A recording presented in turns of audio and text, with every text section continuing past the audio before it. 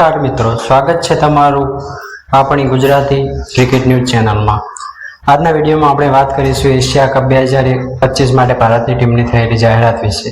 બીસીસીઆઈની senior selection committee Asia cup માટે જાહેરાત કરી છે। આ ટુર્નામેન્ટ 9 સપ્ટેમ્બરથી યુએઈમાં દુબઈ અને અબુધાબી સ્ટેડિયમમાં રમાશે। ભારતની ટીમ આ પ્રમાણે છે: Suryakumar Yadav captain, Shubman Gill vice captain, Abhishek Sharma, Tilak Varma, Hardik Pandya, Shivam Dube, Axar Patel, Jitesh Sharma wicket keeper, Jasprit Bumrah, Arshdeep Singh, Varun Chakravarthy, Kuldeep Yadav, Sanju Samson, Harshit Rana, Rinku Singh.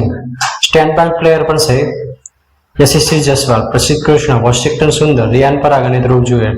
હવે જોઈએ કે આ સ્ક્વોડમાં મોટો બદલાવ એ છે કે ટીમની કમાન સંભાળશે સૂર્યકુમાર યાદવ, જ્યારે શુભમન ગિલને વાઇસ કેપ્ટન બનાવાયા છે।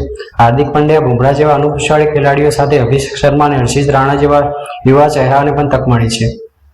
હવે જોવાનું રહે છે કે આ યુવા અને અનુભવનું મિશ્રણ એશિયા કપ 2025માં ભારતને જીત અપાવે છે કે નહીં। મિત્રો, તમને શું લાગે છે, આ ટીમ એશિયા કપ જીતી શકશે કે નહીં? કોમેન્ટમાં જરૂરથી જણાવજો। વિડીયો જોવા બદલ આભાર અને હા, લાઇક, શેર અને સબસ્ક્રાઇબ કરવાનું ભૂલશો નહીં। ધન્યવાદ।